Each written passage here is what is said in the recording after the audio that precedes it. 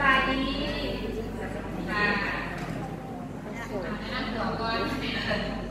อันน้องนิมาได้สมุนเราเด้อเป็นอาจารย์ทั้งปีสวัสดิ์โรงเรียนประถมแก่งานเดี๋ยวนี้เขาออกกินของงานแล้วเกษียณแล้วออกเกษียณแล้วแล้วเขามีปัญญาติดตัวเขาเป็นมะเร็งเต้านมได้ปากเดี๋ยวนี้ผู้มีนมเลือดนึงมีนมเลือดเดียวแม่แล้วแล้วตอนนี้เขากลับไปพี่หมอได้ผ่าตัดหลังจากผ่าตัดแล้วเขาไปพบพ่อยาเอพิพัฒน์นี่แหละเขาเลยมากินยาที่รับคู่กับยาหลักยาหลวงกับยาเอพิพัฒน์นี่สนับแล้วอาการของเขาก็ดีขึ้นแล้วไปต่อยาที่ตลอดทุกหมอแต่ว่าอาการของเขาปกติไม่มีการเปลี่ยนแปลงเลยและสุขภาพของเขาแค่เนียไปวัดไปว่าได้สบายตอนนี้ขอเรียกคุณแม่ก็แล้วกันตอนนี้คุณแม่อายุเท่าไหร่แล้วนะโอ้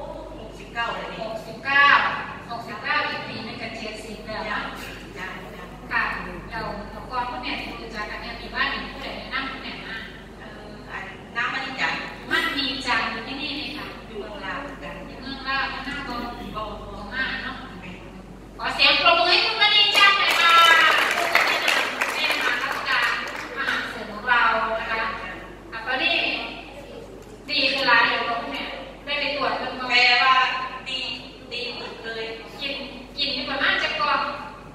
กินตลอดจะปีแล้วกินกันตั้งแต่ผ่าตัดมาแหละประมาณจะเดือนเอาผ่าตัดปี2007ต้นเดือนต้นปีเลยปีปลายก็กินมาตลอดแล้วก็สุขภาพของเราแข็งแรงเรียนอย่างจะได้สบายหายใจกระโล่งเรียนอย่างก็สบายเอาหลังก็ได้ดีก้องนี่นะ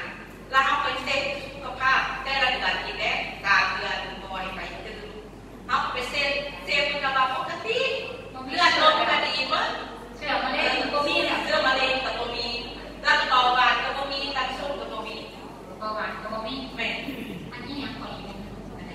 เบาหวานกับยังขอว่าเบาหวานตับส้มไม่อย่างมันมาถึงขนาดความดันเนาะความดันก็มีขนาดช่วงนั้นต่ำสูงความดันก็มีเบาหวานก็มีเวลาก็มียากมันจะเป็นสุดยอดดีใจว่าทำไงโอ้ยดีใจหลายมากตอนนี้ก็แม่ก็กินไม่บอกกินตลอดแล้วจากเมย์เมื่อเมย์ก่อนนอนมาก็ดีไว้ค่ะต่อเรื่องค่ะบางครั้งแม่การเกิดที่การมาเป็นยาวนะคะแต่ด็อกเตอร์ดูว่าหมอที่มาปาดเป็นยักษ์แม่ที่สุขภาพแข็งแรงไว้แค่เป็นตัวว่านั่นแหละ